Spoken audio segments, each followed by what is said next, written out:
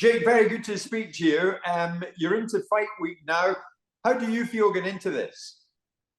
I feel good, man. Most prepared I've ever been. Best training camp, new team, in shape, ready for 10 rounds, on weight, and everything's perfect. I love it here in Texas. I'm in an amazing house. My dog is here. So everything's good. Jake, here's the thing. This is boxing. You're the boxer. He's an MMA fighter. Surely you hold the advantage going into this. Wait, so I just want to clarify. You said I'm a boxer. No, a lot of people say I'm not, so it's cool to hear that. And it's true, man. Like, it's two different sports, and people want to say I'm a boxer and they don't want to say I'm a boxer. They can't make their mind up. So, but on Saturday, people are gonna see me outbox this MMA fighter, and it just, like I said, two different sports. It's like comparing F1 to NASCAR. Do you predict that Nate Diaz will be a tougher opponent than Tommy Fury was? I think in terms of taking punches, yes. But in terms of his boxing skill, it's really tough to say. And I think it's going to be hard to weather Nate Diaz in the storm that he's going to bring to the ring. And it's going to be more of a war and more of a battle than me versus Tommy. Me versus Tommy was more of like a skill-based event. And so I think this is going to be who wants to win more. And how much do you want to win this? I have to win. I have to win. Everything's on the line, all the marbles. My career, losing 2 in a row, you can't do that in boxing. So have to win, and I've been more motivated than ever, and there's a giant chip on my shoulder to come back. And the loss really made me go from a boy to a man, and to double down on this sport. I had 2 options. It's like, oh, do I really want to do this and run away, or I'm going to come back and never lose again? And I chose the latter option. I don't like to say it, Jake, and I don't mean to sound pessimistic, but say you don't win, mate, it's over. The whole thing. I think that's a decision that, like, is really in the eye of the beholder, right? Mike Tyson says you only fail once you quit. So and it's true. It's true. It's just a matter of like whether or not I want to do this, and having the motivation to be in the gym and to make this sacrifice. Because I have so many things in my life. I run a venture capital firm. I run a $300 million sports gaming company. We just launched Better Picks. There's so much stuff. Most Valuable Promotions, promoting 4 or 5 fighters now. So there's so much other things, but boxing has my heart, and so I don't think I'll ever just hang the gloves up.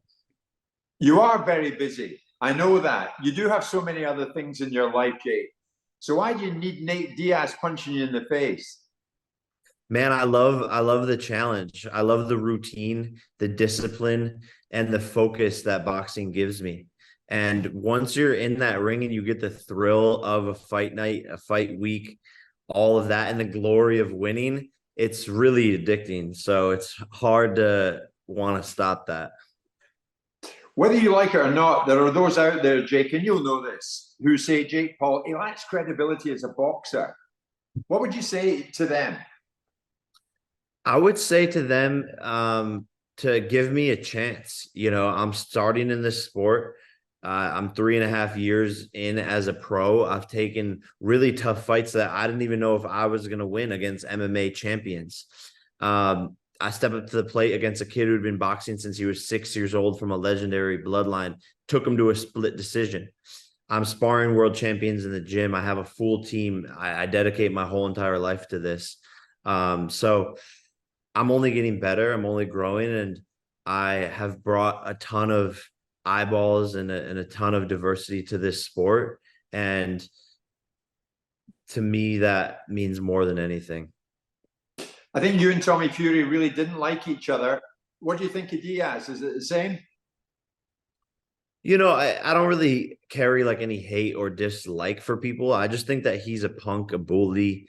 He picks on innocent people in the streets, always is trying to cause a fight, throwing water bottles. Like, he's just like a out of control guy who has gotten away with a lot. No one's ever been there to really embarrass him, and that's what I plan on doing Saturday night.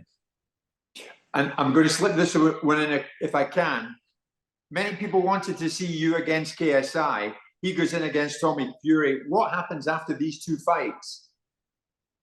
We'll see. You know, both fights between me and KSI and me and Tommy are still there, regardless of the outcome. So they're all massive fights, and I still want to settle it with KSI.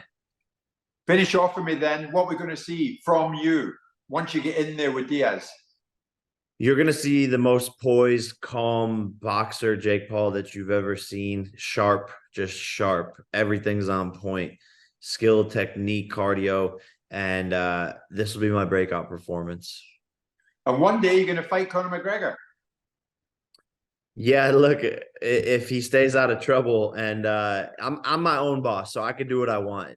He can't. He has to get Dana's permission. So it's really up to Dana, and I don't know if there's a world where Dana lets his son Conor out of his contract to fight me.